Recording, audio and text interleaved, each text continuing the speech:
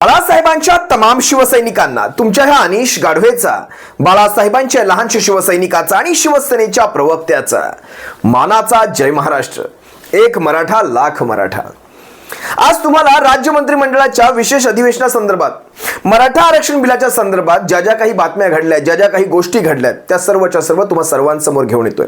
तुर्तास वरकरणी जे जे काही दिसतंय त्या सर्व बातम्या तुम्हा सर्वांसमोर घेऊन येतो. त्यानंतर त्याच्यामध्ये काय काय गोम असतील, ज्यावेळेस हे बिल आपल्या हातात पडेल, ज्यावेळेस या साऱ्या बातम्या ऍक्च्युअल मध्ये पुराव्या सकट आपल्या हातात पडतील, त्यावेळेस त्याच्यातल्या छोट्या गोष्टी, ज्याला आपण बालचिखाल म्हणतो, त्या साऱ्या गोष्टी तुम्हा सर्वांपर्यंत घेऊन येईल. तुर्तास जे घडलंय विधिमंडळामध्ये, राज्य मंत्रिमंडळाच्या विशेष अधिवेशनामध्ये, वरच्या सभागृहात असेल, खालच्या सभागृहात असेल, विधिमंडळात असेल, जे जे घडलं ते सारं तुमच्या सर्वांसमोर घेऊन येतो. मराठा आरक्षणाचं बिल पुन्हा एकदा महाराष्ट्राच्या विधिमंडळात मंजूर करून घेण्यात आलं, तर प्रचंड बहुमताने. सर्वांनी याला समर्थन दिलेलं आहे, म्हणजे सर्वच पक्षांनी, कारण ह्याच्यात विरोध करण्याचं कारणच काही नव्हतं. हे अशा प्रकारचं बिल पुन्हा एकदा महाराष्ट्राच्या विधिमंडळात मंजूर करून घेण्यात आलं. आता ही तिसऱ्यांदा झालेलं आहे, हे पहिल्यांदा नाही, हे तिसऱ्यांदा झालेलं आहे. पाहूयात. होप फॉर द बेस्ट आपण म्हणतो ना, होप फॉर द बेस्ट. आता एक नवीन अहवाल आहे, नवीन सर्वे आहे, कारण सुप्रीम कोर्टाने ज्या ज्या गोष्टी आपल्याला सांगितल्या होत्या, ज्या ज्या सूचना आपल्याला दिल्या होत्या, त्यावेळेस त्या सर्व सूचनांचं पालन करायचा प्रयत्न इथे होतोय. आता आपला पहिला प्रयत्न असा असणार आहे सर्वे म्हणजे जो काही आता सर्वे झाला मराठ्यांचा, सगळे तुम्ही पाहिले असेल 184 प्रश्न होते. त्या सर्वेत मराठ्यांच्या मागासलेपणाची, आर्थिक मागासलेपणाची, शैक्षणिक मागासलेपणाची, या साऱ्या मागासलेपणाची माहिती, इत्थंभूत डेटा हा सुप्रीम कोर्टापर्यंत पोहोचवणं. आता लक्षात घ्या, साराच्या सारं शेवटी अजूनही जरी महाराष्ट्राच्या विधिमंडळात हे बिल पास झालेलं असलं तरी देखील सुप्रीम कोर्टात चॅलेंज करता येऊ शकतं. आता आपली गुण आणि रत्न जर उधळली नाहीत तर म्हणावं काहीतरी मिळवल्यासारखं वाटेल, नाहीतर हे सगळं दिल्याचं नाटक करायचं, असं दिल्याचं नाटक करायचं आणि अशी इकडून गुण आणि रत्न उधळायची. शेवटी माणसं आपलीच पेरलेली असतात. ही माणसं कोण आहेत तुम्हाला माहिती आहेत ना. मागच्या वेळेस मराठ्यांच्या आरक्षणामध्ये खोडा कोणी घातला होता तुम्हाला सर्वांना माहिती आहे, आणि अजूनही घातला जाण्याची शक्यता दाट आहे. आता काय काय मिळालं ह्या गोष्टी लक्षात घ्या. जे आपण 16% मराठ्यांसाठी, विशेष एक 16% जे आपण लढत होतो, ते 16%वरून 10%वर आलं. त्यात बऱ्याचशा गोष्टी आहेत. आता महाराष्ट्रामध्ये सध्याच्या घडलं आरक्षण हे 52% लागू आहे, म्हणजे 50% आपण आधीच क्रॉस झालेलो आहोत. महाराष्ट्रामध्ये 52% आरक्षण लागू असताना आणखी 16 म्हणजे जवळपास 68% जाणार होतं. आता हे 10%वर आणून त्यांनी 62%वर ठेवायचा प्रयत्न केलेला आहे. आता 62% म्हणजे सुप्रीम कोर्टाच्या त्या निर्णयाचा भंग आहे, म्हणजे सुप्रीम कोर्टात ह्याला चॅलेंज होणार हे मात्र नक्की. कोणी ना कोणीतरी उठणार ह्याला चॅलेंज करणार, तर ते पाहूयात, कारण आजच हा निर्णय झालेला आहे. आता ज्यावेळेस हे 62%वर जाईल, त्यात 2 ते 3 गोष्टी तुम्हाला अतिशय महत्त्वाच्या समजून घ्यायला हव्यात. याच्यामध्ये कुणबी, मराठा कुणबी हा एक प्रकार आहे. याच्यामध्ये EWS, इकॉनॉमिकली विकर सेक्शन, आर्थिकदृष्ट्या मागास, हा एक सेक्शन आहे जो ओपन साठी असतो, आणि ह्याच्यात हे 10% हा एक वेगळा प्रवर्ग आहे. आता विचार करा, ज्या मराठ्यांच्या नोंदी, बघा लक्षात घ्या, मला काय सांगायचंय, हे राजकारण विरहित आहे, सारं राजकारण विरहित, कारण ज्या ज्या गोष्टी ह्या बिलामध्ये आहेत त्या सगळ्या तुमच्या सर्वांसमोर गणतोय. 10% कोण आहे पहा.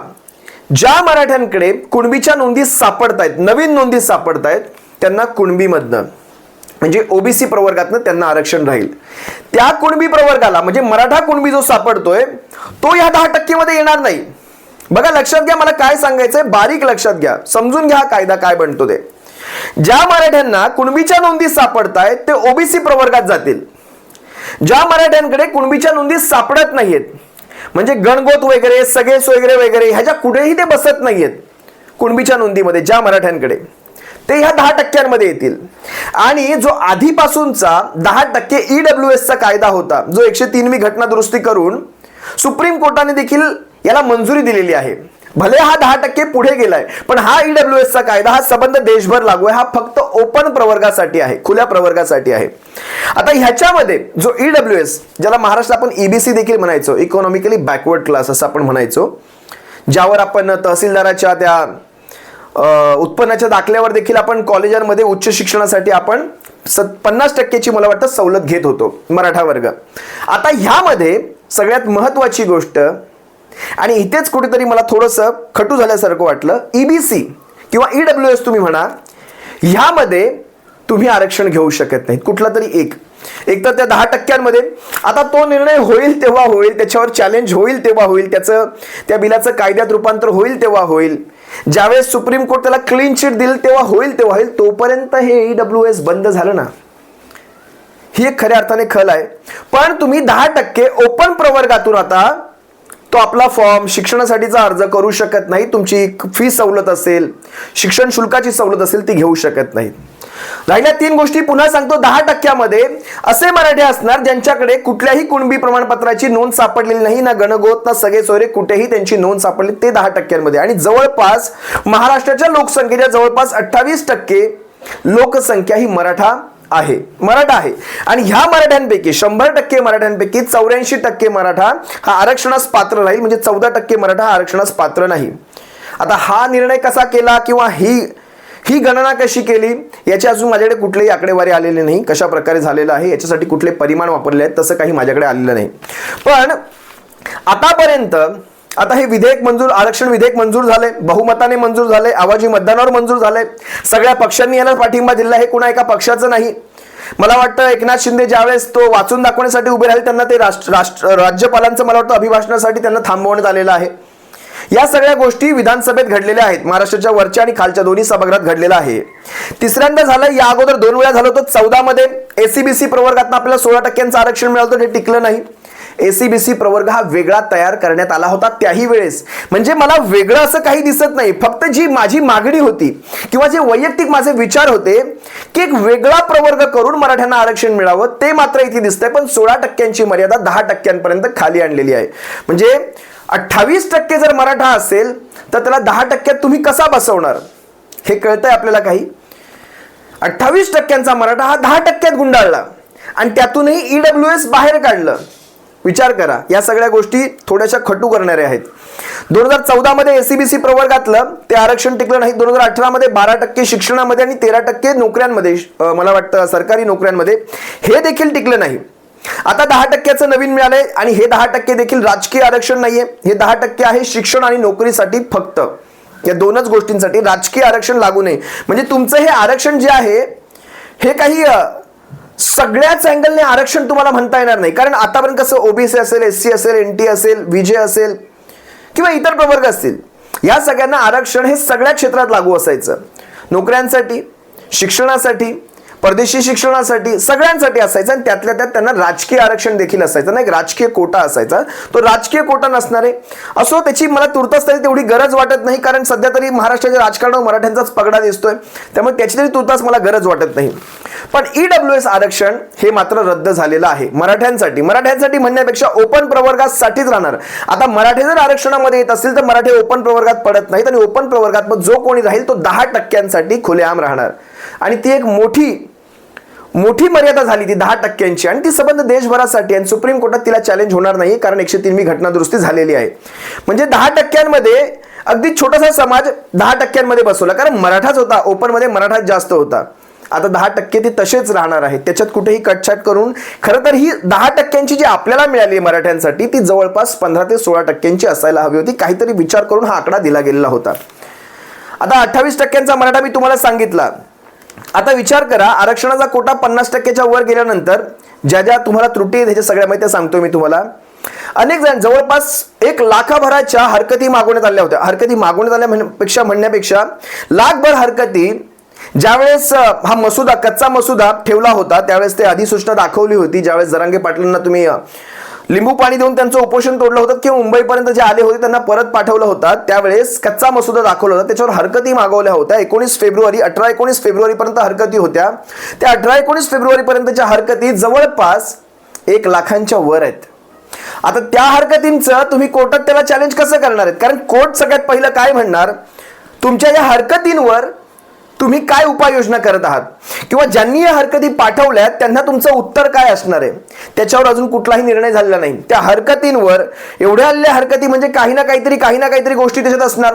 त्या सगळ्यांवर तुम्हाला क्लिअर कट होऊन कोर्टात जावं लागणार आहे. असंच कोर्टात तुम्ही उभे राहू शकत नाहीत. आरक्षण जेव्हा 62%च्या वर जाईल तेव्हा तुम्ही असेच कोर्टात उभे राहू शकत नाहीत. EWSचं आरक्षण संपतंय.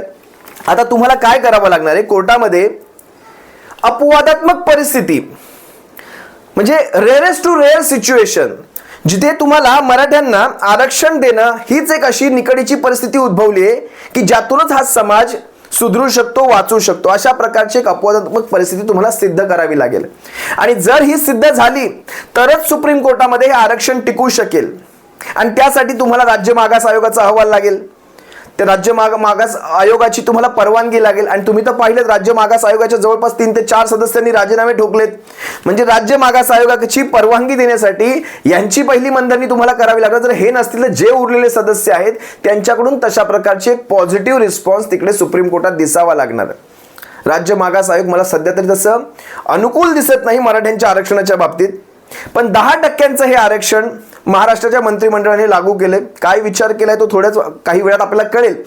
काय हिशोबाने की कुठल्या संख्येच्या आधारावर हे 10%वर आणलंय.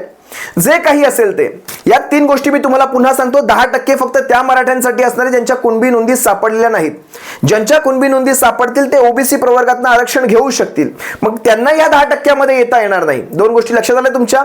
ते या 10% येऊ शकणार नाहीत. आणि दुसरी गोष्ट म्हणजे 10%चं तुम्हाला ईडब्ल्यूएसचं आरक्षण लागू राहणार नाही. कुणबी नोंदींनी ओबीसी मधून घ्यावं, बाकीच्यांनी या 10% घ्यावं. ह्या 10% जर तुम्ही आलात तर तुम्हाला मात्र फक्त शैक्षणिक आणि तुम्हाला शिक्षणासाठी आणि नोकऱ्यांसाठीचे आरक्षण असणार. पण जर मराठ्यांची कुणबी नोंद सापडली तर ओबीसी प्रवर्गातनं तुम्हाला मात्र राजकीय आरक्षण देखील राहू शकते. ते ओबीसी प्रवर्गातनं राहणार, मराठा प्रवर्गातनं किंवा ओपन प्रवर्गातनं राहणार नाही. हे अशा प्रकारचं वातावरण आहे. अपवादात्मक परिस्थिती सिद्ध व्हावी हीच ईश्वरचरणी प्रार्थना करूयात. आता काय प्रकारचा कशा प्रकारचा डेटा सादर झालाय ते देखील पाहूयात. अजून सादर झालेला नाही. या सगळ्या गोष्टींना अजून वेळ आहे. जसं एक एक पाऊल ते त्या दिशेने चालेल, त्या दिशेने आपल्याकडे जसजशी माहिती येईल तशी माहिती तुम्हा सर्वांसमोर पोहोचवेल. तुर्तास तरी ह्या क्षणाला ह्या कच्च्या माहितीच्या आधारे एकंदरीत सगळं मला व्यवस्थित दिसतंय. फक्त 16% आरक्षण 10%वर आलंय. 6% इथे खाचा मारलेला आहे. तो कशाच्या आधारावर आहे ते देखील पाहावं लागेल. कायदेशीर काय गोष्टी आहेत त्या पाहाव्या लागतील. आणि दुसरी गोष्ट म्हणजे 10% जे ईडब्ल्यूएसचं आरक्षण होतं, जो एक मोठा कोटा होता 10%चा, आता त्या कोट्यामध्ये कोटा राहिला आणि समाज कमी झाला. आणि इकडे 28%चा महाराष्ट्रातल्या लोकसंख्येच्या 28%चा समाज 10%मध्ये येऊन थांबवला. ह्या 2 गोष्टी कुठेतरी कॉन्ट्राडिक्शन दिसतंय.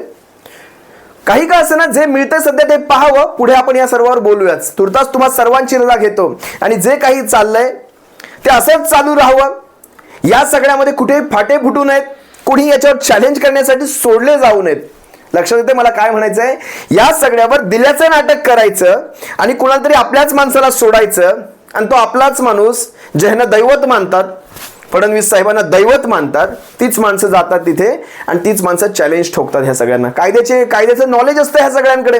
कायदा कुठे कमी आहे, कायद्यामध्ये कुठे काय काय चुकतंय. कारण शेवटी महाराष्ट्रात कायद्याची लक्तर सध्या वेशीवरच टांगण्याची कामं चालू आहेत. त्यामुळे ह्याच्यात आणखी काय नवलते असणार.